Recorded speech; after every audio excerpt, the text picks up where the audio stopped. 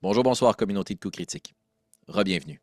Pour l'épisode de ce soir, on franchit à vol d'oiseau l'entièreté des duchés d'Aubélien pour se rendre dans la chaîne de montagnes à l'ouest, dans la citadelle d'Iron Pike, le pic de fer, pour y rejoindre notre trio d'aventuriers, Mantissa, Jacques et Constance, qui, aux prises avec, encore une fois, de nombreux problèmes, tenteront de tirer leur épingle du jeu et aussi certaines révélations à travers les nombreux mystères qui, actuellement, semble vivre dans la citadelle. Ce sera un épisode un petit peu plus long qu'à l'habitude, et je vous révélerai pourquoi à la toute fin de ce dernier, puisque il marquera la fin, en quelque sorte, de cette saison actuelle des Duchés d'Aubélien. Pas de panique, on se retrouve à la fin pour plus d'explications, c'est simplement qu'une nouvelle joueuse s'est jointe à l'aventure dans ma petite famille. Et oui, j'ai eu le plaisir d'accueillir une petite fille, alors ma conjointe, mon fils et moi, on va prendre bien le temps de l'accueillir et de passer à travers les nuits blanches au cours des prochaines semaines, ce qui donc mettra la campagne sur pause l'espace d'un instant.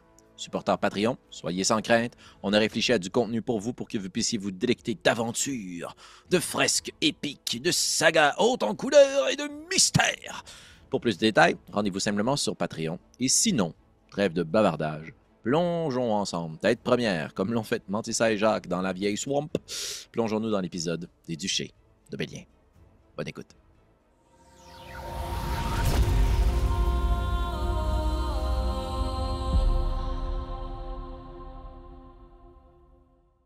Pour reprendre notre épisode ce soir, la première chose à faire, c'est de vous souhaiter la bienvenue. Joueuses, joueurs, très content de vous revoir. Chères auditrices et auditeurs, nous voilà de l'autre côté des duchés, de retour dans les profondeurs et l'humidité de la citadelle d'Iron Pike, le pic de fer. Comme ça fait quelques épisodes qu'on s'est laissé avec nos trois aventuriers, je vous propose une petite mise en bouche, un bref rappel de quelques éléments importants. Lors de nos derniers épisodes, Constance avait été séparée du groupe, revêtant dans un subterfuge l'apparence d'une dwarve et prétendant être la fille de Jacques, masque qui est rapidement tombé alors qu'elle a été questionnée et qu'une discussion profonde, pleine de révélations, a eu lieu dans la maison de Irma Stoutshield, la capitaine de la milice, qui est en charge de protéger, plus intensément depuis quelque temps, les portes extérieures de la citadelle. Il semblerait qu'une entité puissante, la Dame de Fer, met à mal la montagne et que la famille Stoutshield a pris la défense de la dite montagne. Mais vous vous êtes peu attardé sur ce point, plutôt sur les révélations du lourd passé mystérieux de Jacques et de ses relations tumultueuses avec de nombreuses dwarves, dont Irma Stoutshield. Il a été aussi question de ton don, ta capacité à changer d'apparence. Et lors de notre dernière apparition ensemble, dans notre dernier épisode, ils t'ont demandé de prendre l'apparence, ou plutôt de tenter de prendre l'apparence, de la régente de la citadelle, en la personne de Bertrada Croc-de-Fer. Plus profondément dans la montagne, s'étant frayé un chemin dans les égouts et passant à travers de nombreuses matières organiques et monstres, Mantissa et Jacques ont essayé d'infiltrer la citadelle, justement par les canalisations humides, et ils sont très mouillés, très sales, et malheureusement, Mantissa a laissé une jambe dans la créature qui gardait les lieux et qui filtrait les 10 égouts. Notre dernier épisode ensemble s'est soldé sur une descente effrénée en rafting de fortune, Henriette, si ma mémoire est exacte, qui malheureusement s'est fendue sur les derniers pics, mais acrobatie et tours de magie vous ont permis d'éviter une mort certaine et vous êtes retrouvés dans d'immenses bassins dans les profondeurs de la montagne, là où l'eau semble se diriger dans différentes canalisations pour être utilisée pour les industries ou nettoyée pour être bue. Mais dans la grande noirceur de cette voûte immense, vous avez entendu des voix. Preuve que vous êtes rendu dans la citadelle et qu'il y a âmes qui vivent. Dans la chronologie, on s'est laissé sur une fameuse caméra narrative qui a serpenté de haut en bas à travers canalisation et étages la citadelle pour se fixer à son plus haut étage, au sommet complètement de la citadelle, alors que Bertrada Croc-de-Fer, la régente, dont tu as revêtu l'apparence, Constance, semblait attablée, dis-je bien, sur de grands parchemins qui présentait des plans mécaniques de tout genre et travaillait sur une immense construction drapée devant elle, alors que Gazam lui apportait une tasse de thé en lui disant « Ça a été là pendant des décennies, prends ton temps. » Et elle de lui répondre, une étincelle dans les yeux. « Non, notre temps, c'est maintenant. » Et notre temps à nous, c'est maintenant, alors que l'on va replonger dans la partie de ce soir, dans la citadelle.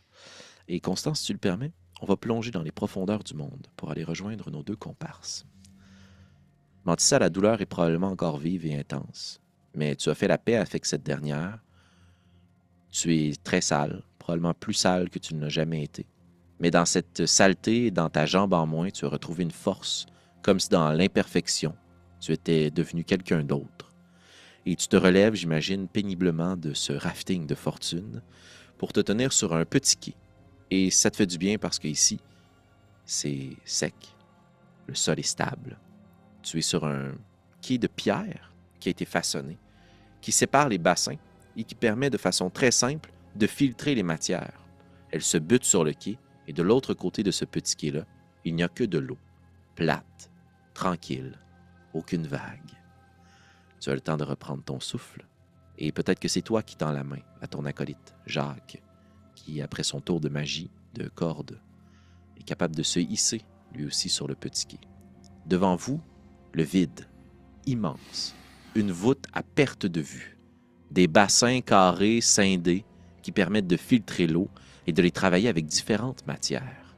Et très au loin, vous entendez des voix. Que faites-vous? Mon Dieu, j'imagine que présentement, on est comme recouvert de merde. Oui, Ok. en effet. Tu m'avais dit la dernière fois qu'on avait joué, d'ailleurs, pour le mentionner aux gens qui nous écoutent, ça fait quand même un sacré bon moment. Ça Là. fait un bail! Ça J'avais fait qu'un un seul bail. enfant! Bon. Et qui m'avait 2 pieds. Mais, ouais, bref, tout simplement pour dire, je reconnais l'endroit où on est dans cette espèce d'endroit un peu interlope d'Iron Pike, en quelque sorte. Je sais que les gens qui vivent là, c'est possiblement soit des criminels ou des gens qui fricotent avec le monde interdit. OK. Roule un jet d'histoire, s'il te plaît, pour commencer, genre. Bien, Le premier jet de la soirée. La marque à atteindre va être 15 et 17. 15 et 17, un peu. 2 G? Un seul jet avec 2 niveaux de réussite possibles. Ah, ok. C'est vrai, j'ai oublié que t'étais original de même. On commence ça avec des petites mécaniques funky. Ok.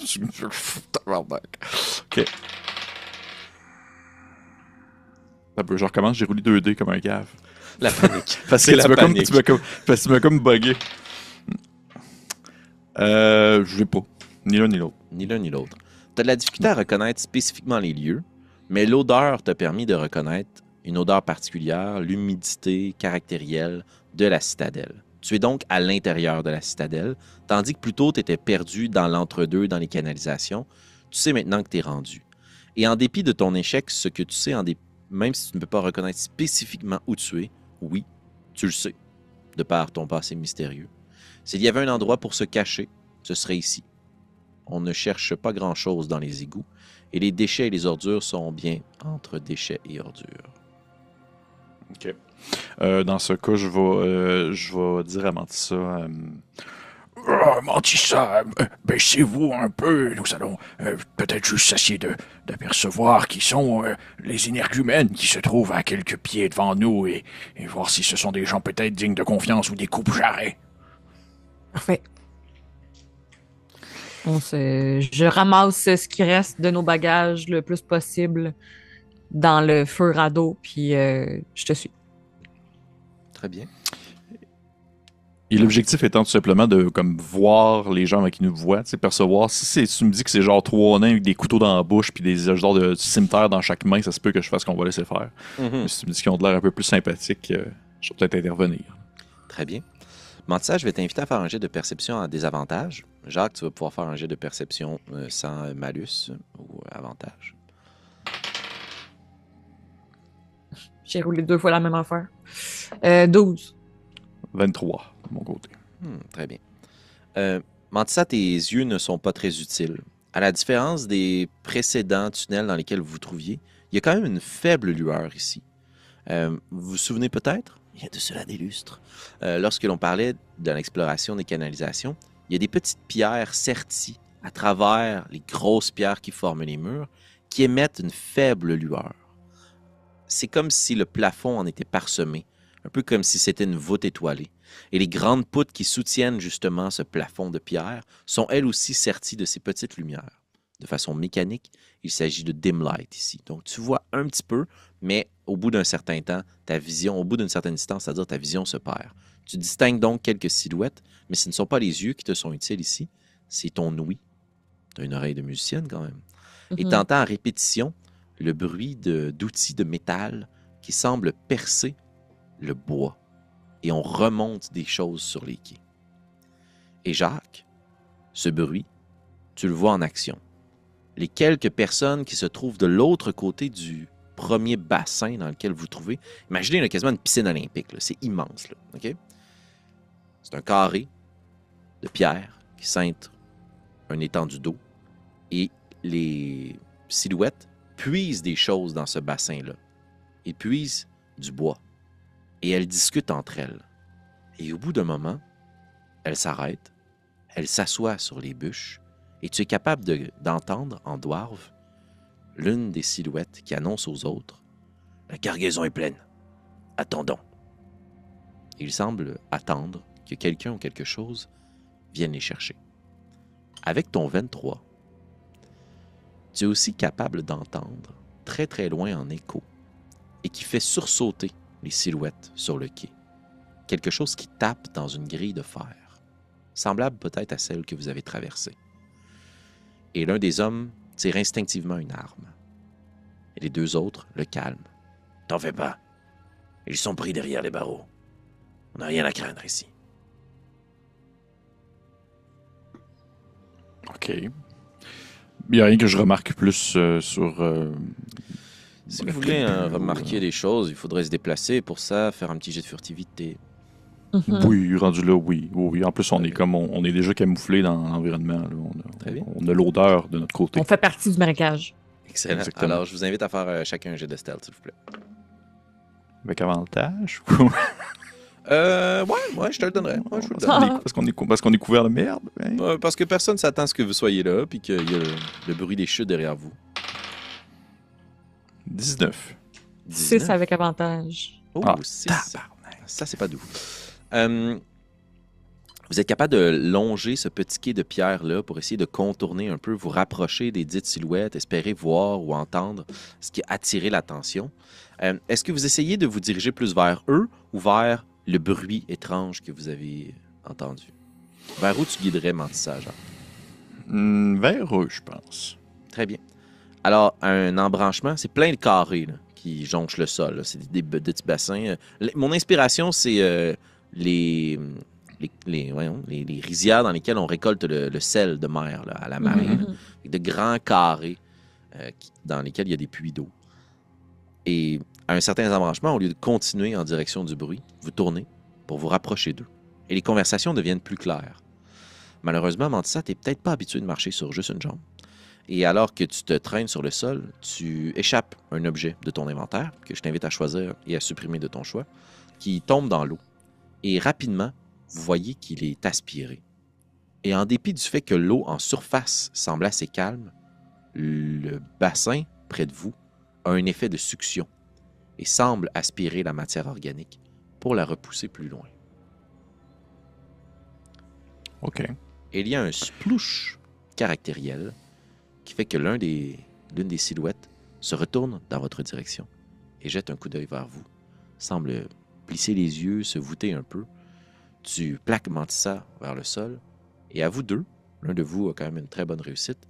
Si vous restez immobile, ils ne vous distingueront pas.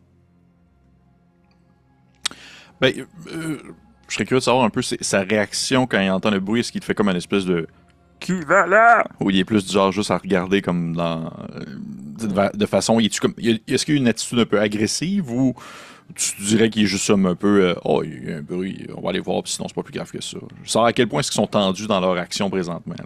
Faites un jet d'intuition, s'il vous plaît. En passant, Insight. j'ai échappé une petite flûte de pan miniature. Oh, Ah. De toute façon, Ouais. les flûtes, hein. De toute façon, je vais dire tant mieux. Ouais, rendu là. Tu me dis un jet de quoi? Insight, intuition. Ça va me donner 13. 17. 17. 13, Jacques, tu vois qu'il se voûte et c'est le même petit nerveux qui avait tiré sa lame qui remet la main sur son fourreau. Comme dans l'intention d'en découdre s'il se passe quelque chose. Mais Mantissa t'en déduit qu'il n'est pas agressif. Il est extrêmement craintif. Il a peur de quelque chose. Et ça te fait peur toi aussi. Parce que ça veut dire que le lieu n'est pas sécuritaire. On est-tu encore assez loin pour que je puisse parler à Jacques sans qu'on nous entende? Oui, ou- tout à fait. Bon, parfait. Je me pencherai vers toi, Jacques, puis je te dirais... je pense que ça vaudrait peut-être la peine de signaler notre présence et de ne pas nous faire prendre pour des ennemis. Oui, vous avez raison. Est-ce que vous voulez qu'ils aperçoivent en premier l'espèce de grand lézard couvert de merde ou le petit nain couvert de merde? J'irai peut-être avec le petit nain couvert de merde. Oui, c'est ce que je crois également. Et je vais comme me relever un peu, je vais dire, restez tout de même un peu caché au cas où il se mettrait à me tirer dessus des carreaux d'arbalète ou autre. Puis en me levant, je vais faire Hey! Hey l'ami! Je suis là-bas, je suis blessé, nous sommes tombés dans les égouts et nous avons dérivé jusqu'ici. Est-ce que vous pourriez nous donner un coup de main?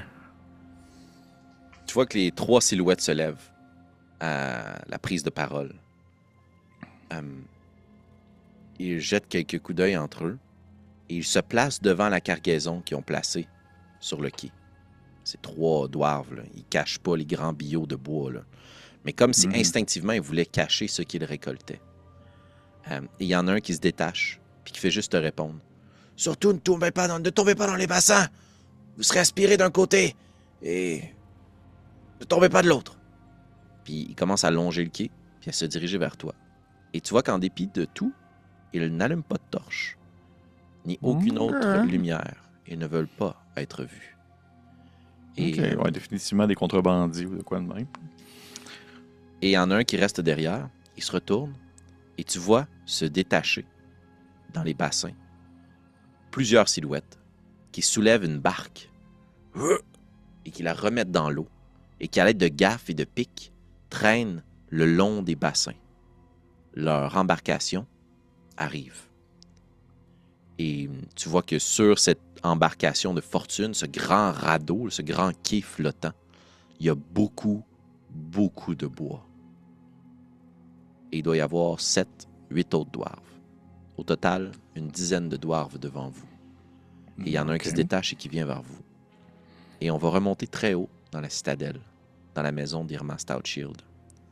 Alors que ça cogne à la porte. J'aurais aimé une transition avec de quoi, là, un bassin de marde. Puis là, tranquillement, on voit que ça brasse. Puis seulement, c'est la tisane qui est en train de boire Constance qui brasse. Tiens, j'adore ça. Il y a quelque chose... C'est la flûte de Pan qui tourne dans l'eau et qui disparaît. oui.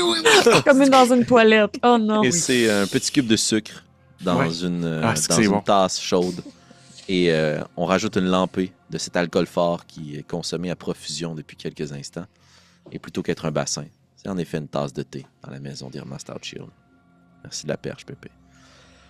Et on voit dans le reflet de cette tasse-là, probablement une Constance qui a repris son apparence, ou est-ce que tu as conservé l'apparence de... J'aurais repris l'apparence de Constantinette, en fait, Parfait. me disant que si un dwarf arrive, c'est comme ça qu'ils m'ont vu entrer. Très bien. 2 choses se passent. La première, c'est que ça fait quand même un moment là, qui t'attend. Il y a eu une bonne heure là, depuis qu'on a sommé que quelqu'un aille chercher Asgard Vivalux. Et il n'y a toujours pas eu de réponse ou de nouvelles.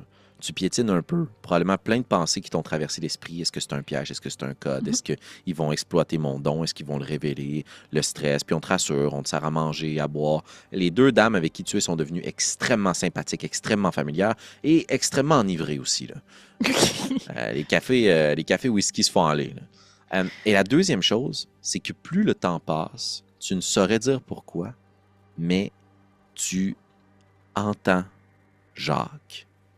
On se souvient que vous avez consommé une espèce de potion, vous Oui, liant lui, vos il a esprits. pris. En fait, c'est lui l'a pris pour lire dans mon esprit, mais moi, j'avais pas connecté avec lui. Exact. Ouais. Mais depuis qu'il est dans ses bassins, tu l'entends en écho très, très loin. OK. Comme si sa voix se répercutait sur d'innombrables parois de pierre.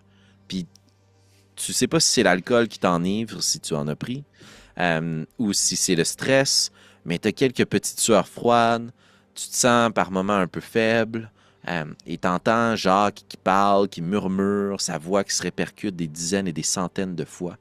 Et tu replonges, on dirait, et sa voix devient soudainement étouffée, éteinte. Et tu reviens, et tu l'entends, et tu replonges. Tu es dans une espèce de transe un peu étrange. Assurément, à partir du moment où les dames m'ont demandé de me transformer en Bertrada Croc de Fer, et j'ai compris ce qu'elles voulaient ultimement, là, puis j'ai comme mentionné, dans le fond, que c'est probablement moi, l'âme qu'elles attendaient. Moi, j'ai clairement arrêté de consommer de l'alcool à ce moment-là, mais mon but, c'est qu'elles ne s'en rendent pas compte. Là, je suis tombée justement dans un OK, je suis plus nécessairement une personne, je suis un outil présentement. Puis ça me met dans une position qui est potentiellement dangereuse. Puis là, surtout si je perds un peu contact avec la réalité, oui, non. Mais comme je commence à avoir très, très, très, très, très, très hâte de revoir mes amis, si je suis capable, je pense que j'essaierai de m'accrocher à la voix de Jacques pour voir si je peux exploiter cette connexion-là. Très bien. Je t'invite à faire 2 jets. D'abord, ça va être un jet de tromperie, Deception. La marque à atteindre va être 12. Fortement enivré. J'ai eu 13. 13, parfait.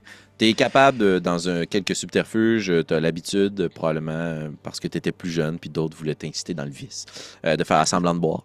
Et ça se passe. Tu es capable de donner l'impression que tu continues à boire et à festoyer avec elle, mais tu es de plus en plus sobre, alors qu'elle, totalement l'inverse. Et deuxième chose, je vais te demander de faire un jet d'arcane, s'il te plaît. Ouf. OK. 19. 19, très bien. Tu es capable, à chaque fois que tu entends Jacques dans ton esprit, puis les premières fois que tu l'entends, tu es convaincu qu'il s'en vient, qu'il est juste là, là. Parce que c'est vraiment comme si la voix était tout près de toi. Tu te retournes, puis il n'est pas là. Et à chaque fois, la provenance de la voix, c'est le chien qui est avec vous. Et au bout d'un moment, tu comprends que cette connexion-là se vit d'une quelconque façon à travers lui. Et le chien semble comprendre aussi que tu essaies de t'accrocher. Et il vient se coucher sur tes pieds, si tu es assise. Et il est très chaud. C'est réconfortant. Et quand tu perds un petit peu l'espèce de contact avec la réalité, là, il grogne, il bouge, il change de position sur toi. Des fois, même ses griffes grattent le sol de pierre, puis il s'accroche dans une de tes bottes, ça te saisit un petit peu, puis tu reprends conscience. Un peu comme quand on s'endort, on n'a pas l'impression qu'on s'endort. Mhm. C'est un peu ça qui se passe. Tu jases, tu as du fun, puis là, oups, OK, ah non, c'est vrai, ouais, non, qu'est-ce qui s'est passé là? Puis c'est le chien qui t'empêche de t'endormir. Je mets des guillemets ici pour les gens qui nous écoutent en audio. OK. J'avais plongé mes yeux dans ceux du chien quand j'avais connecté avec l'entité qui m'a fait mal au dos. Si je regarde le chien directement dans les yeux, est-ce que je sens une direction vers qui m'amène vers l'entité, vers Jacques? Nulle part, c'est juste des yeux de chien. Si tu flattes le chien, que tu le regardes dans les yeux, que tu lui accordes de l'attention, ça intensifie le lien que tu as avec Jacques. Mais avec ton 19 d'arcane, et c'était là toute la subtilité, Ouais. plus tu le fais, plus c'est dur d'en quitter. Et c'est ce que tu comprends, là. La connexion que tu établis, plus tu te jettes dans cette connexion-là, plus il est dur pour toi de t'en extirper. Et plus les images sont claires. Alors, je vais te donner ça de façon simple, Ouais. Constance. Voyons-le sur une échelle de 1 à 6. 6 étant, tu t'y plonges, tu perds contact, mais tu es complètement connecté. 1 étant, tu n'es pas du tout, presque pas connecté, puis ça va être que des échos. À quel niveau tu voudrais te laisser aller? À ce moment-ci, Oh, c'est difficile. Je me dis que les deux femmes sont enivrées. Fait puis elles ont pas l'air dangereuses pour moi dans les médias, considérant que je suis un outil pour elles, fait qu'ils me feront pas mal. Ouais, fait que je leur fais pas confiance, mais je fais assez confiance en ma sécurité immédiate pour me concentrer davantage sur Jacques parce que j'ai vraiment hâte qu'il arrive. Fait que je te dirais que je me mettrais à un niveau genre 4 sur 6. Très bien. Un niveau 4 sur 6, à un certain moment, elles discutent entre elles d'une vieille querelle de famille. Puis tu saisis cette opportunité-là pour établir une connexion plus étroite avec le chien puis avec la chose qui t'habite. Et tu plonges tes yeux dans les regards du chien. Et ses yeux semblent miroiter comme une flamme qui vacille, orangée, ambre. Et tu t'y perds. T'es dans la lune. Non, t'es dans l'eau. Tu plonges, c'est très froid. C'est même cauchemar que tu avais où tu flottais dans un bassin d'eau infini. Tu reconnais ce bassin. C'est là. C'est les profondeurs.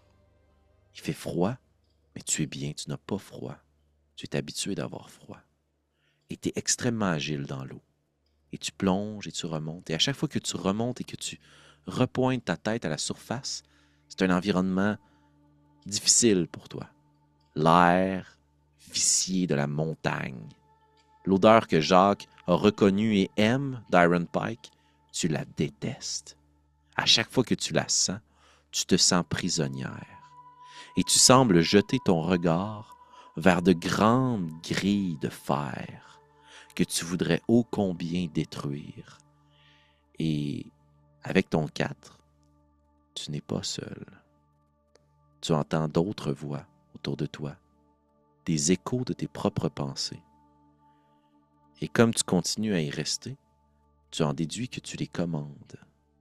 Et par moments, ta colère ou ton envie de sortir du bassin est telle que ces autres choses autour de toi frappent la grille de fer. Et tu entends des gens qui sursautent plus loin, une lame qui se tire du fourreau. Et tu te surprends à penser, oui, faites couler le sang.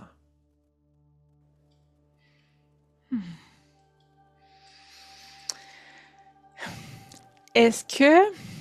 OK.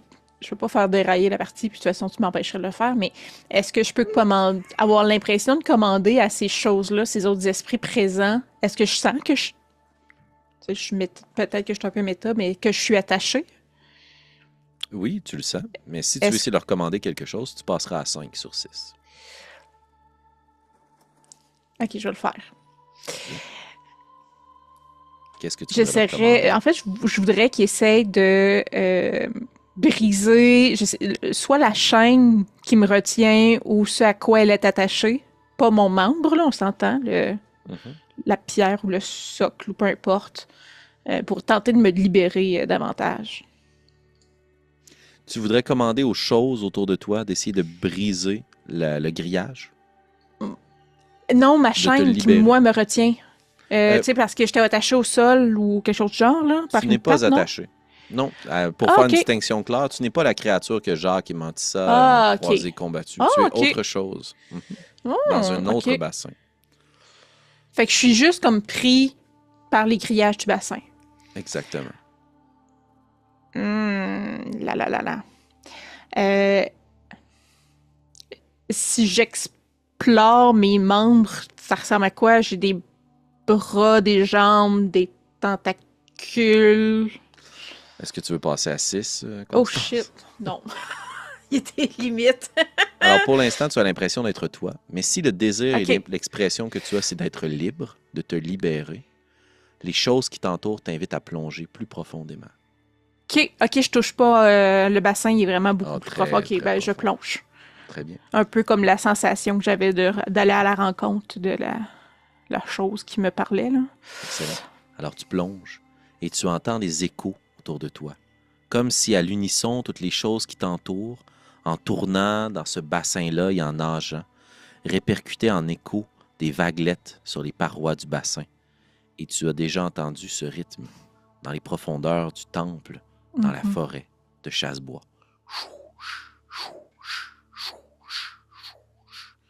Et ça te fait du bien d'entendre ce bruit qui perturbe le silence et qui résonne pour toi avec la mort. Et à la surface de l'eau, on voit ces vaguelettes qui se cognent sur les parois de pierre. Et il y a 3 coups de poing sur la porte. Et tu es extirpé de ce plongeon. Et il y a juste un des sbires d'Irma Stoutshield qui rentre dans la pièce et qui semble dire à voix basse à Irma, « Il faudrait y aller. Asgard est plus bas. » Irma semble dégrisée complètement. Elle regarde sa mère. « Ça doit être l'heure. Parfait.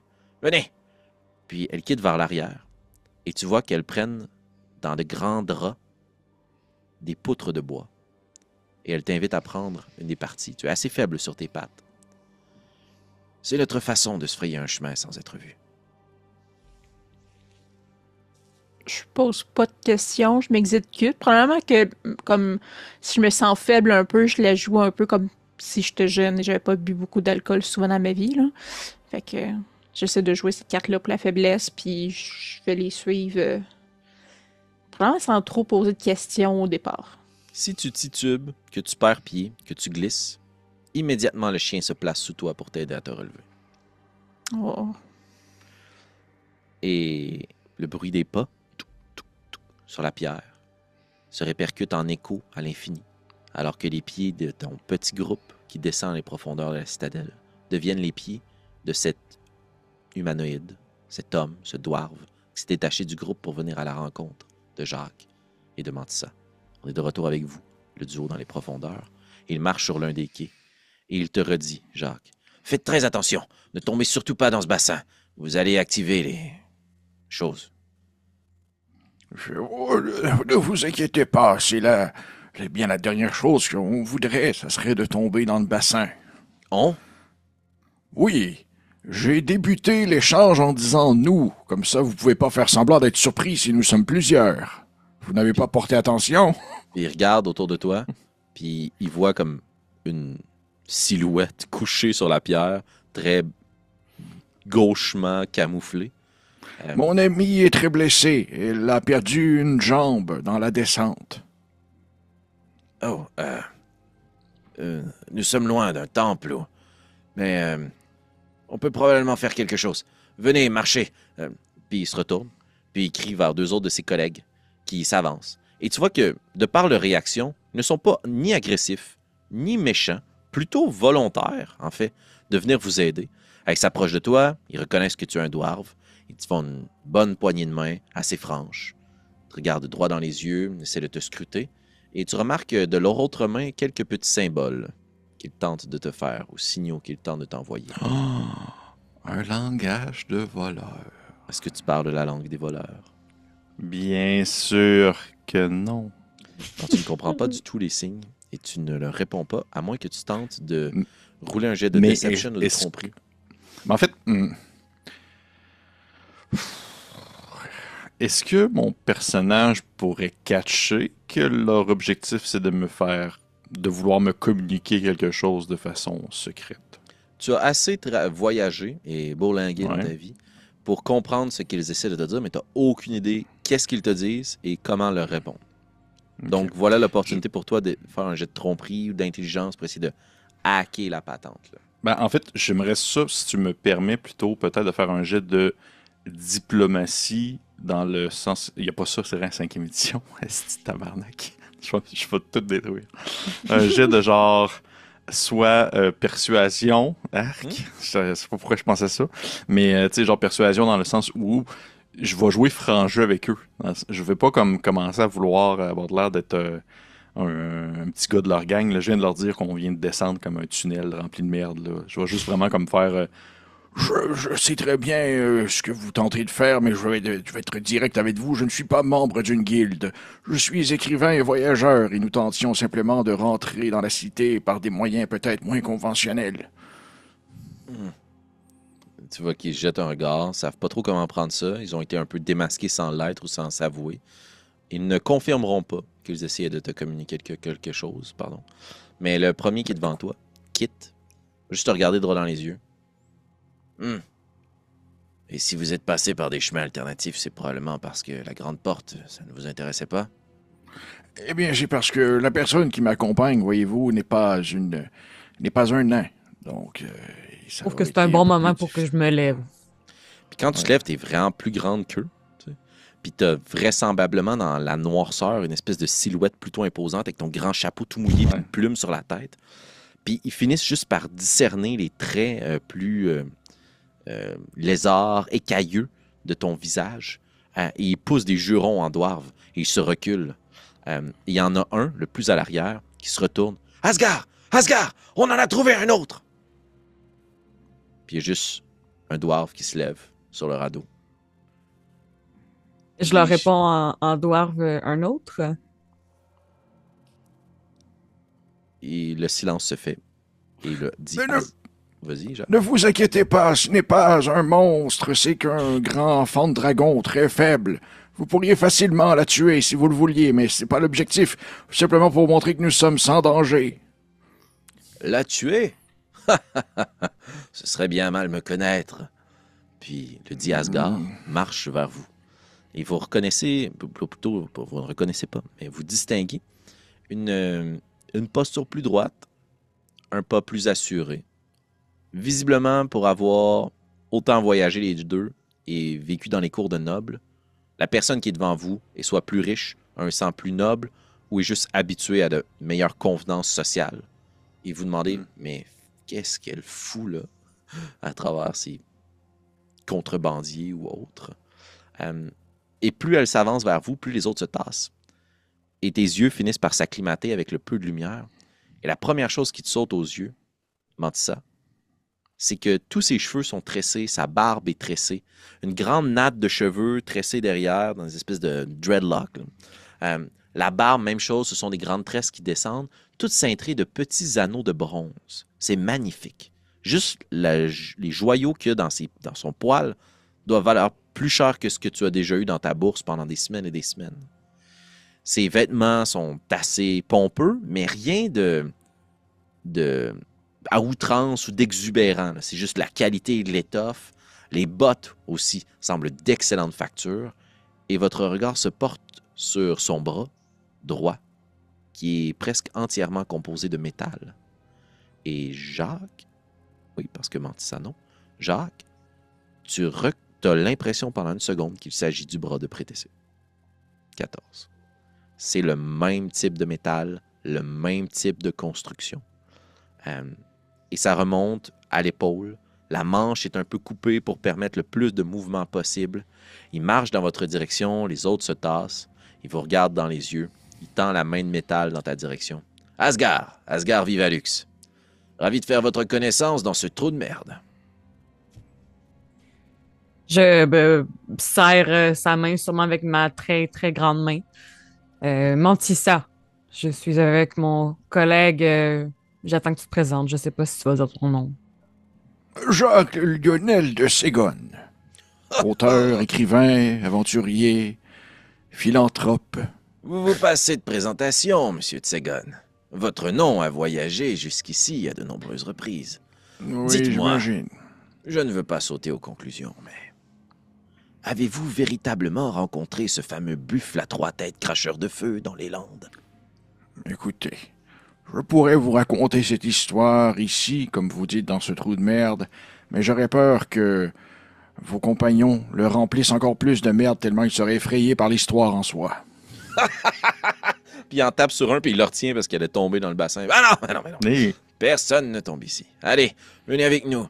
On a quelques détours à faire. Puis il pointe ta jambe, Mantissa. Oh, c'est une très vilaine blessure. Je ne suis pas moi-même soigneur, mais... Puis il fait juste pointer son bras de métal. On peut vous arranger quelque chose. Venez. Je suis en train de sûrement entendre les couleurs en ce moment. Je vous fais confiance.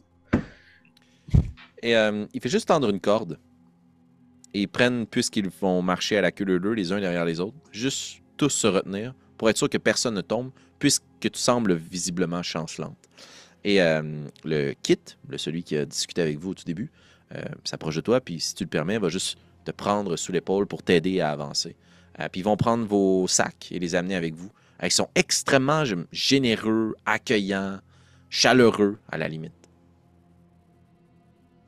C'est très apprécié, pour une fois que nous recroisons des gens qui sont bien intentionnés. Les derniers nains que nous avons croisés dans la montagne étaient un peu plus sur la défensive, je dois avouer. Eh bien, les choses ont changé ici, malheureusement. C'est Asgard qui s'adresse à vous. Depuis que les têtes pensantes de la citadelle ont roulé et que d'autres ont pris la place, le focus a été mis sur les constructions dans les hauteurs et moins sur un accueil hospitalier. Si c'était moi qui dirigeais la citadelle, j'ouvrirais les portes et j'ouvrirais notre commerce. Puis il va s'adresser à toi, Mantissa, en draconique.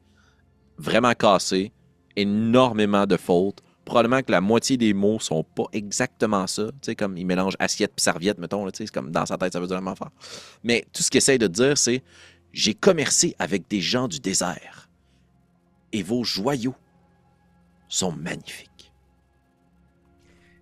J'aimerais comme peut-être remonter une de mes manches puis essuyer la merde que je dois avoir sur les mains, puis je dois avoir plein de bagues encore, comme d'habitude, mon bling. Puis je trouverais le moyen de faire shiner de par une des toutes petites lumières, genre un petit éclat, ting, dans mes trucs, puis je suis comme... Et nous avons bon goût aussi. Ah, magnifique, je reconnais. Même dans la merde, vous trouvez la façon de briller. Vous êtes brillante. Ce n'est pas pour rien que mon nom est Valux. Un peu la même chose. Venez, venez. Puis, alors qu'il s'approche de la cargaison, tu vois que habilement, les autres contrebandiers ont tout abrié la cargaison. Il y a maintenant des grandes toiles, des grands draps, surtout. Et vous ne pouvez pas voir la cargaison à moins de vous y intéresser. Est-ce que c'est ce que vous souhaiteriez?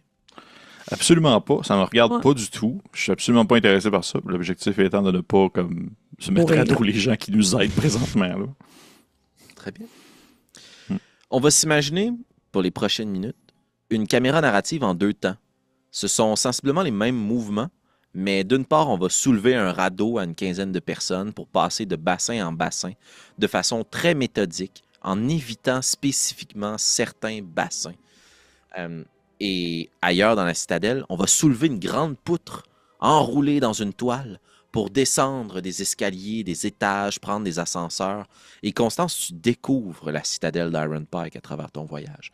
C'est d'une part magnifique et extrêmement impressionnant, puisque ce que tu remarques, c'est qu'en fonction des niveaux et des étages dans lesquels vous vous trouvez, l'architecture est entièrement différente. Et la première chose qui te saute aux yeux, roule un jet de perception.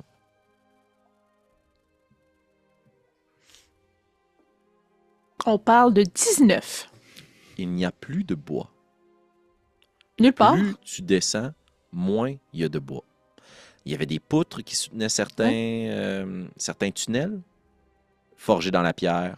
Ce sont des roches et des grandes pierres maintenant qui soutiennent les passages. Plus tu descends, plus tout est fait en pierre, argile, boue, même du métal par endroits. Puis tu te dis, tu connais la valeur des choses? Ça n'a aucun sens de soutenir un tunnel avec du métal. Toutes les constructions sont forgées dans la roche ou dans la pierre. Et tu vois que quand vous vous promenez et que vous passez dans les couloirs, ce que vous transportez semble attirer de plus en plus de regards. Premier coup d'œil, tu as peut-être peur que c'est toi qu'on regarde et tu n'es vraiment pas importante comparé à cette poutre que vous transportez. Les populations des étages, quand on descend, est-ce qu'elles sont semblables en termes de hiérarchie sociale? J'ai l'impression qu'elles sont plus pauvres que les étages supérieurs. Sans nécessairement dire plus pauvre, la richesse est moins ostentatoire, mais tout le monde ici semble bien manger. Il n'y a pas de mendiants dans les rues. Les gens sont tous bien habillés, de chair. Okay. Tu vois que les maisons sont très solides. Il n'y a pas d'un étage aussi des bidonvilles en toile. Okay. Mais plus tu descends, plus c'est industriel. OK. Plus les maisons, les manoirs, les institutions laissent place à des usines, des entrepôts, des outils. Plus les gens qui transportaient des cannes transportent des pioches, plus les mains étaient propres, plus elles sont sales. OK. Je pense que je demanderais, je sais pas, je suis où dans le train de gens qui transportent le tronc, mais si elle n'est pas loin, probablement Olga, je la trouve sympathique. Vous ne m'avez pas expliqué dans votre histoire de la montagne pourquoi il y a plus de bois dans les étages inférieurs. C'est le gars, mais c'est Irma à qui tu veux t'adresser. Ben, Irma, c'est la fille, sa mère, c'est... Oléa, je crois. Je ressors les minutes, mais pas sûr. Bref, sa mère. Maman. Appelons-la Ouais, ben, c'est Mamie. ça, c'est la maman. Mamie Stoutshield. Ouais. C'est peut-être juste fouillé dans mes manuscrits. Tu lui demandes pourquoi il n'y a pas de bois, en fait, dans la montagne. Ouais. Elle se retourne vers toi, puis elle se retrousse les manches, puis c'est une vieille madame, puis elle aide, là. Elle porte, elle aussi, là, oui. la poutre. Là. Puis elle se retourne, puis elle tape sur la poutre. Puis elle dit, il n'y a pas d'arbre dans la montagne. Ah, c'est Le ça. bois que vous voyez ici, et spécifiquement celui-ci, il vient de où nous venons. Puis elle fait juste te pointer des tatouages sur son bras. Et tu reconnais des tatouages d'inspiration plus maritime, marin, là, et tu vois un grand navire tatoué sur son bicep. Nice. Puis c'est Olen. Olen, retrouvé dans mes notes. voilà. J'ai comme matché ça avec sa fille. Je pense que je suis quand même très impressionnée parce que j'ai entendu l'histoire. Je sais que ça date de super longtemps aussi. Fait que je pense que j'ai encore plus de respect pour ce qu'on se transporte en ce moment. Mais ouais, c'est ça. Et tu tournes un coin, et même chose, on revoit dans ce traveling shot, on passe sur cet écran noir, et c'est plutôt une quinzaine de dwarves qui transportent le radeau et qui le prennent de bassin en bassin, et avec une attention particulière à évidemment pas perdre le contenu de ce radeau-là et de cette cargaison. Et c'est relativement silencieux, à part quelques petites chansons qui sont murmurées, comme si on essayait de passer un peu le temps. C'est assez festif sur le radeau, mais les gens travaillent, la bonne humeur est là. Et on s'intéresse peu ou pas à vous. Est-ce que vous prêtez main forte? Oui, en fait, oui, c'était dans mon intérêt. Tu sais, on a dit qu'on n'allait pas vraiment regarder qu'est-ce qu'il y avait dans le radeau. Et c'est vrai que volontairement, je ne vais pas comme lever une couverte pour regarder dans le radeau. Sauf que je vais prêter main forte. Et si par le fait que je prête main forte, je vois comme une ouverture, une fenêtre qui me permettrait de poser la question sur qu'est-ce qu'il y a dans le radeau, je vais le faire. Tu comprends? Très bien. Ça veut dire que je vois deux personnes dire en tout cas, ces bâtons de TNT sont vraiment dangereux. Puis là, je vais peut-être faire comme oh, des bâtons de TNT. Tu sais. OK. Roule un jet de chance, un D20, tout simplement. À moins que tu aies le fameux dessin qui n'arrête jamais de rouler. Oh mon Dieu. Moi, il est tombé à terre, puis je ne l'ai plus jamais revu. Oui, Je l'ai pas il roule en... Il a roulé en monté plus le vivant. Mont-Royal. Parfait. Roule-le, Ah. ça va être Je l'ai 50-50. Parfait. Donc, 51 et plus, c'est positif. 50 et moins, c'est négatif. OK. Je suis au courant demain matin quand ils vont finir de rouler. Pendant ce temps-là, je vais dire que je ne prête pas main forte, mais je ne demande pas d'aide. OK. Très bien. Conserve ton honneur.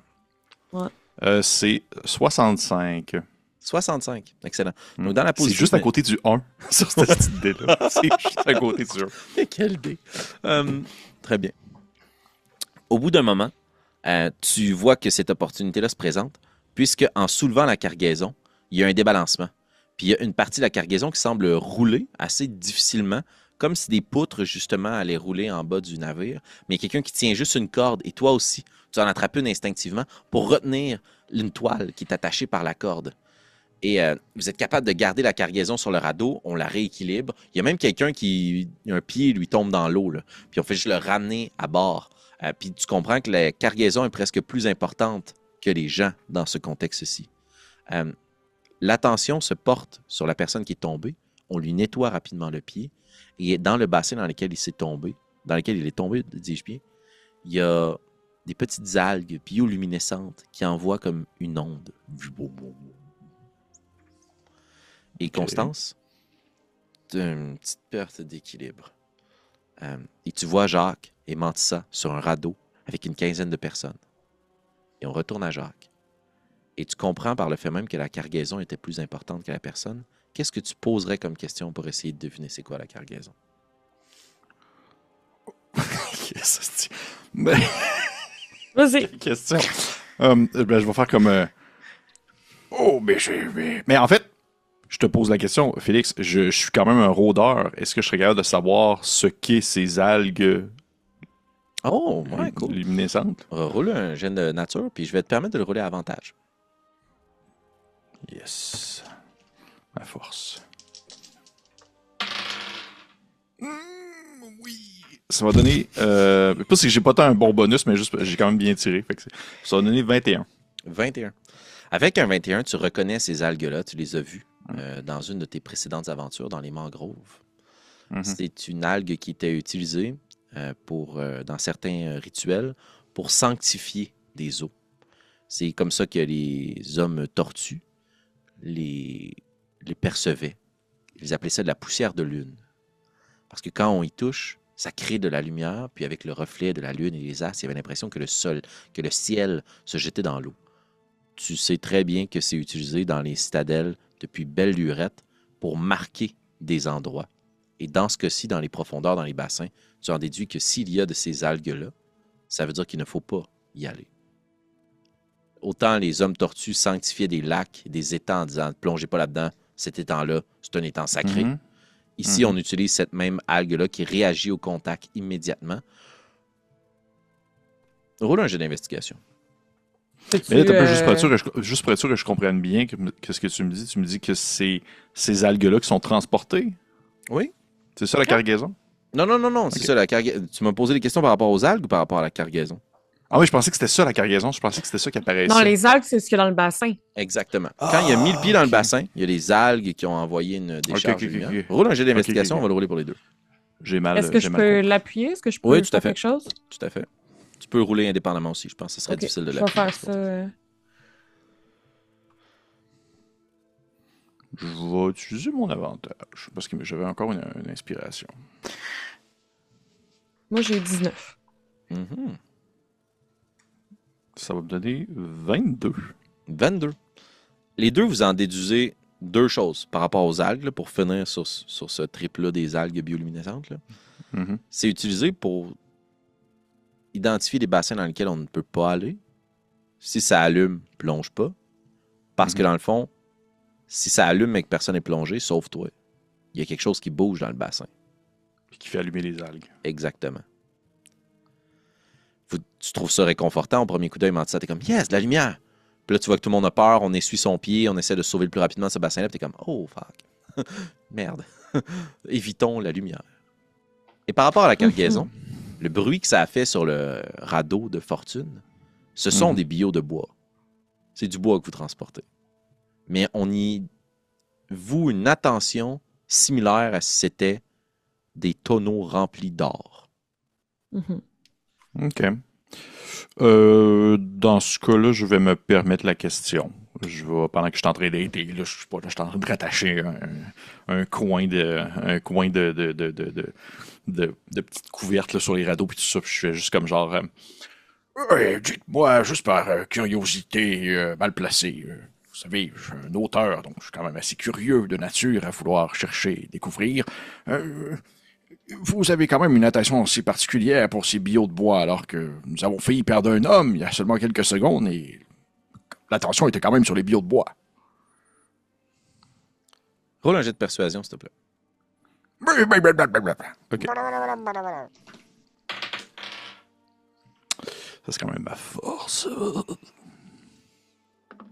Ça va donner 15. Il y a plusieurs coups d'œil qui s'échangent, à savoir à quel degré on veut en révéler sur la cargaison, puis sur pourquoi c'est important. Puis Asgard fait juste se retourner vers toi, place sa main métallique sur ton épaule, te regarde droit dans les yeux, puis dit « En effet, le bois est très important ici. C'est une ressource extrêmement rare. Encore plus, c'est billes aussi. » Puis il soulève la couverture que tu as rattachée, juste un petit peu. Puis tu vois que le bois est très bien scié, très finement travaillé, et il n'est pas du tout mouillé. Le bois là-bas, on le récupère dans les profondeurs. Ce sont certains tunnels qui s'effondrent, les poutres sont renvoyées ici dans les canalisations et les égouts, et on les discarte, parce que ce n'est pas du bois de première souche. Alors que celui-ci, il vaut plus cher que mon bras. Ce bois, il provient des navires qui nous ont amenés jusqu'ici. Puis dans un dwarf très ancien, il va commencer à te réciter des poèmes de ses premiers temps. Et en tant qu'auteur prolifique, tu en reconnais peut-être quelques vers, les histoires pour enfants qu'on racontait des origines des dwarves, alors qu'on a traversé les mers sur des navires immenses que l'on a déconstruits pour les amener dans les montagnes, pour servir une mission plus grande que tous les dwarves. Plus grande que tous les dwarfs. Oui, oui, oui, oui. Je peux pas compléter en même temps que lui. OK.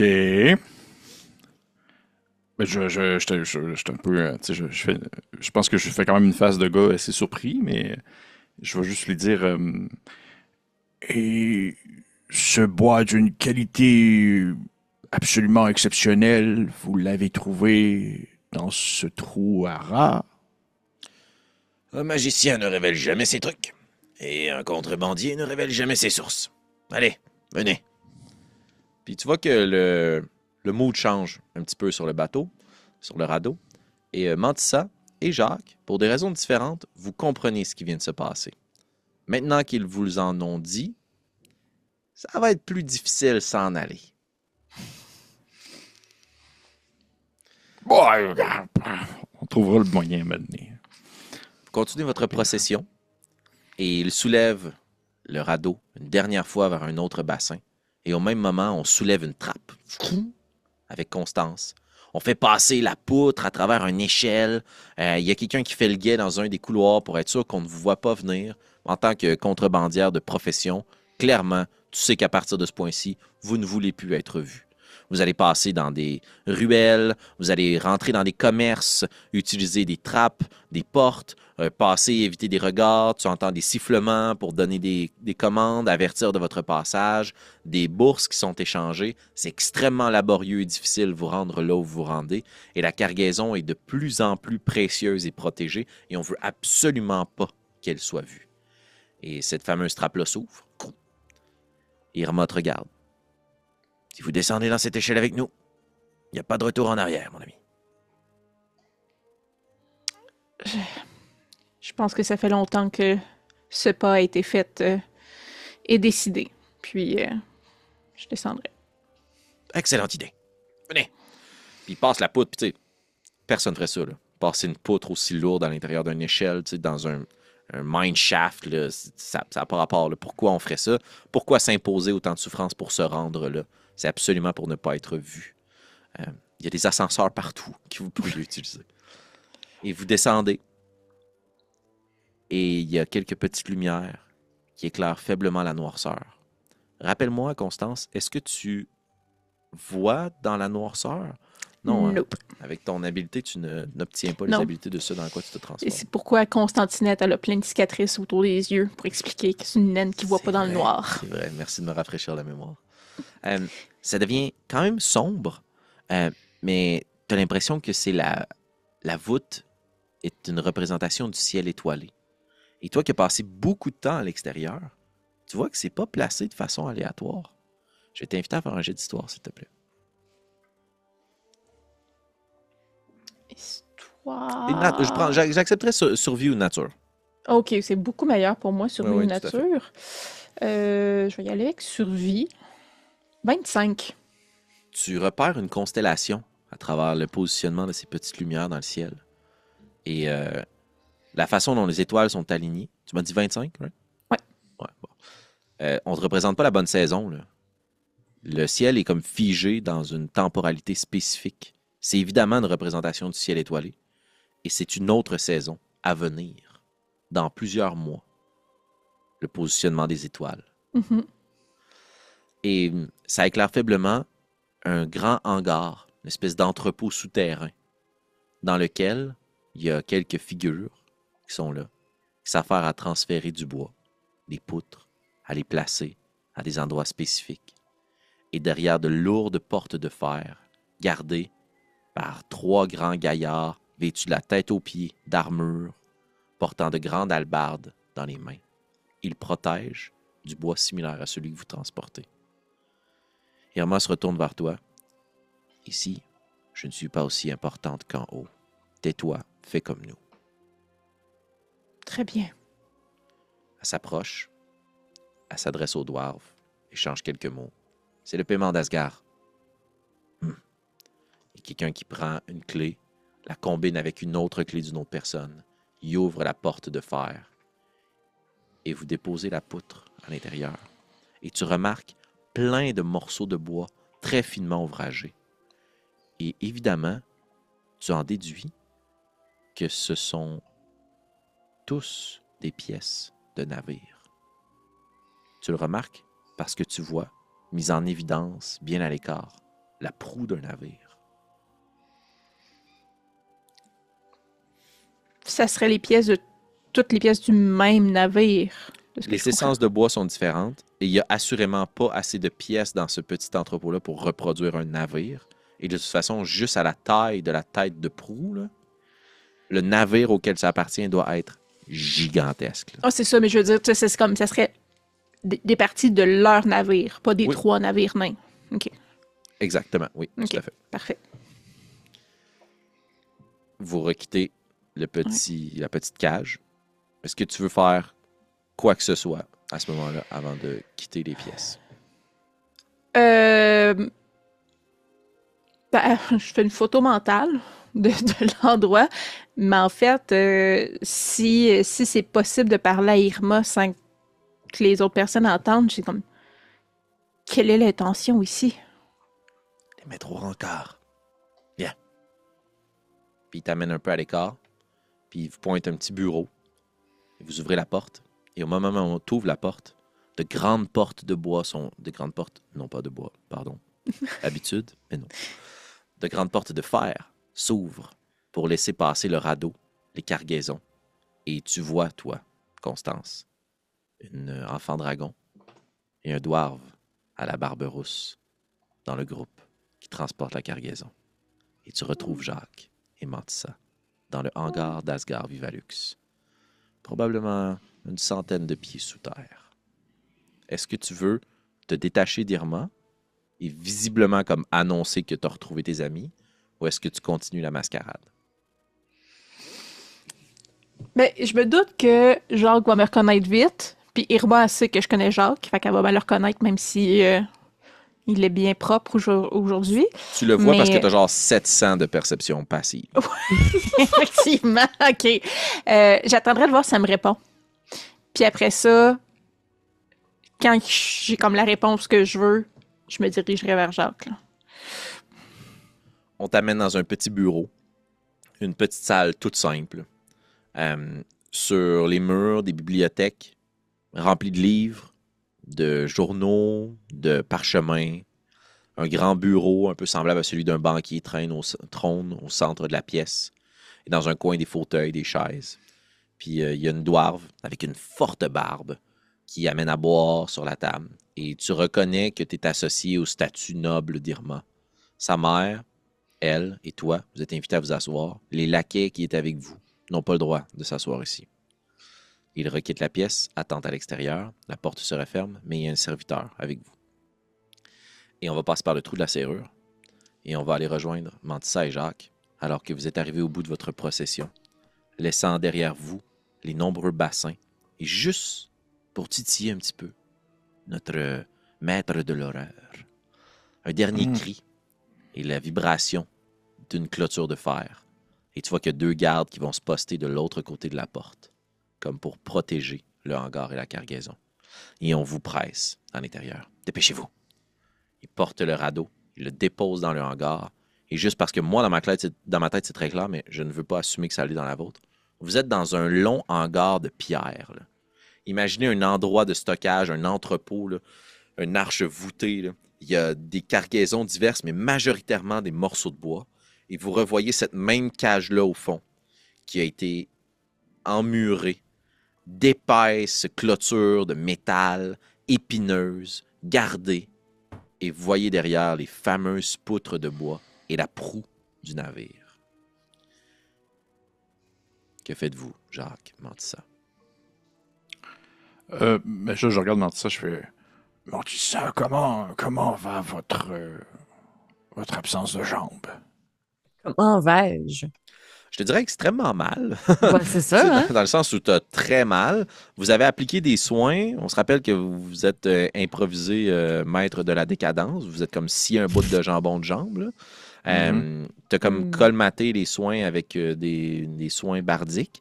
Mais si tu n'appliques pas des soins dans les prochains jours, tu vas mourir. Là. La gangrène va pogner là-dedans. Ça va être dégueulasse. Là. Ouais, c'est ça. Super. Je me cherche un banc. Très bien. C'est ça. Non, Je te fais confiance, Jacques, parce que pour l'instant, Donc, j'en comprends que vous ne pourriez pas fuir en courant. S'il faudrait que nous partions rapidement. À moins que nous ayons une luge, je ne pense pas que je pourrais vous aider. Ah, merde. Bon, fort bien. Mais une fois qu'on est arrivé, Félix, Mhm. juste pour me donner une idée, est-ce que c'était comme un débarcadère à la façon d'un port ou c'est plus comme, tu sais, un peu comme le rebord d'un lac, là, où est-ce que tu peux juste comme laisser glisser en quelque sorte un radeau, là? Ouais, en fait, un peu comme Une descente, mise ça. à l'eau, là. Exact, une descente Ouais, de ouais. mise à l'eau, là. Fait que, tu sais, la pierre descend dans l'eau, puis ça s'en va dans un premier bassin. Ok. Vous comprenez, juste à la disposition des lieux, que ce lieu-là devait servir à une certaine époque à entreposer des petits radeaux qui permettaient aux gens qui travaillaient dans les voûtes, là, plus bas, puis dans les bassins. Mais ça a été complètement réutilisé pour leur repère de Projet. contrebandiers. Puis si tu t'assois, Mantissa, il y a des gens qui te jettent de lourds regards et t'as pas besoin de faire un jet d'intuition pour faire comme assis-toi pas sur la poutre. Puis tu te relèves, puis tu t'assois peut-être sur du bois un peu mouillé, puis là, les regards s'estompent. Ouais, c'est ça, une roche de quoi, là, mais non pas la précieuse cargaison religieuse, là. Mais est-ce qu'on a l'air d'être un peu surveillé ou une fois qu'on est comme débarqué, ils nous laissent un peu. Les portes de fer se Allez. referment derrière vous. Vous êtes Hmm. libre, puisque vous êtes prisonnier. Hmm. Est-ce que il y a d'autres étrangers comme moi ou de... Enfant rapide dragon de- unijambiste. Un Ouais. rapide coup d'œil dans la pièce, tu balais du regard les gens. Il y a à peu près une quarantaine de personnes, trentaine de personnes qui travaillent ici, qui font des allées-venues dans les alcôves, des gens qui remontent par l'échelle dans laquelle est descendue Constance, que vous n'avez toujours pas vue. 100% de la population est dwarf. Super. J'imagine que non, rien. Oui, vous détonnez. Tu détonnes, mais tu te serais attendu à plus de regards louches. Hmm. Mais les gens sont comme ah, puis ils continuent de vivre leur vie, là. Ok. Ils n'en sont pas à leur première surprise, il semblerait. Non. D'accord. Oui, vous alliez dire, Mantissa. Non, je vous laisse aller. Qu'est-ce que vous vouliez dire? Euh, je voulais en fait demander, puis J'essaie de voir s'il y a un des nains avec qui on était dans le navire, là. Il y en a-tu comme un pas loin? Ouais, Kit, celui qui t'a serré la pince au tout début, là, Ouais. il est là. je fais Kit, mon brave ami, depuis toujours. Et Je peux vous aider? Ben oui, oui, en fait, oui. Nous sommes très reconnaissants, mon ami et moi, de l'aide que vous nous avez apportée pour sortir de ce bourbier. Et nous aimerions savoir, à partir de maintenant, si on voulait partir vers le haut, Ouais. il faudrait passer par où? Il te pointe l'échelle au bout, ou il te pointe la porte de fer qui vient de se refermer derrière toi. Mais je ne crois pas qu'Asgard vous laissera partir tout de suite. S'il vous a amené jusqu'ici, Hmm. il a probablement une idée derrière la tête. Mais ne vous en faites pas. C'est une bonne personne. Oui, j'imagine. Mais lui, il est-ce que- s'est-tu poussé, d'ailleurs, parlant de... Si vous n'êtes pas allé avec eux, ils ont transporté le bois précieux vers l'espèce de coffre-fort. OK. Il supervise la transition, il note les pièces, puis pas longtemps après, il va revenir vous voir, à moins que vous vouliez faire quelque chose. Non, il a un peu insinué qu'il allait m'aider. Moi, je vais attendre qu'il revienne. Très bien. Qu'en dis-tu, Jacques? Oui, oui, absolument. Nous allons pouvoir lui demander à lui directement voir ce qu'il en pense, oui. Il revient vers vous, Oui. après avoir numéroté les pièces, puis vous voyez qu'il est encore un peu absorbé dans tout ça, puis il est très excité, là. Il jubile quasiment, là. Puis il y a juste quelqu'un qui vient lui murmurer quelque chose à l'oreille, mais avec tes oreilles de musicienne, tu es capable d'entendre le mot Stout Shield, qui est un nom que vous avez entendu à la surface. Et Jacques, si tu le captes aussi, c'est un nom que tu n'espérais peut-être pas entendre de nouveau. Irma Stoutshield, la capitaine de la milice, cette ancienne Oui. flamme de Jacques Lionel de Ségon. Eh oui. À excuse-moi, à quelle occasion on l'a appris, ça? En fait, c'est celle qui a capturé Constantinette à l'extérieur et Ah, c'est ça. exact. Il vous empresse de le joindre dans le bureau. Ce sera peut-être un peu malaisant, mais au moins, tout le monde sera au courant. Et si quelqu'un peut vous aider, c'est probablement Irma. Venez. Je le suis. Oh, merde. Puis je suis vraiment tout dégueu, là. Je suis horrible. Je suis en train de me vider de Vraiment mon comme sang. la Là. pire chose au monde. Ce que je vais faire, Félix, c'est que je vais essayer de comme... Je vais... je vais essayer de me... regarde, je vais essayer de me barbouiller plus encore. Faut qu'elle te Je vais essayer qu'elle reconnaisse. elle me reconnaisse pas. Genre, Très je vais bien. comme me descendre un peu comme les Tu veux-tu cheveux mon devant les chapeau? yeux. Puis, non, mais je vais prendre un de mes bandanas, puis je vais me le mettre comme autour de la tête, comme ça. Puis, vraiment, là, me mettre comme, tu sais, me scinder la barbe en deux, là, faire comme deux pics, là, deux embouts. Je veux vraiment comme avoir l'air d'être un nain parmi tant d'autres. Très bien. Fais un jet de déception, s'il te plaît. Trompe. Oh mon Dieu, Seigneur, ça se peut pas. Voyons, yo, mon D20. Oh! Vin naturel! Vin naturel Oh! pour le pire habit de nain de merde au monde. J'adore, Ouais. j'adore. Et Ça te fait vous- combien au total? Pas beaucoup, j'ai même pas calculé, je suis juste tombé sur le 20, j'étais content. Ça va me faire... c'est Deception, t'as dit? Ouais. Ça va faire 23. Tu le reconnais, pareil, j'imagine. Ben, j'ai 23 de Passive Perception, puis 22 de Passive Investigation. Fait que je pense qu'il me berne moi aussi. Ouais, tout à fait. Mais mente ça, te bernera pas. Ouais, demande ça, Il non. n'y a pas grand-chose que je peux faire. La porte s'ouvre du bureau et vous êtes amené à l'intérieur. Avant de vous asseoir, le serviteur vous voit de la tête aux pieds, grince un peu des dents, se trime la barbe, jette un coup d'œil à Asgard, puis comme... Ouais. Puis il y a des rôles de grandes toiles sur les meubles dans lesquels vous asseoir, tellement vous êtes dégueulasse. Là. Puis si vous voulez rentrer votre matériel, elle est comme... Ah, puis elle met une toile, puis comme... Ah, déposez ça là. Elle vous présente, elle vous prépare tout de suite une bassine pour que vous puissiez vous laver les mains puis le visage. Là. Et vous reconnaissez Constantinette qui est en train de prendre le thé avec deux autres dames, plus âgées. Asgard se rend immédiatement à son bureau, faisant fi des gens qui sont dans la pièce, fait juste saluer d'un regard la même, fait juste un instant.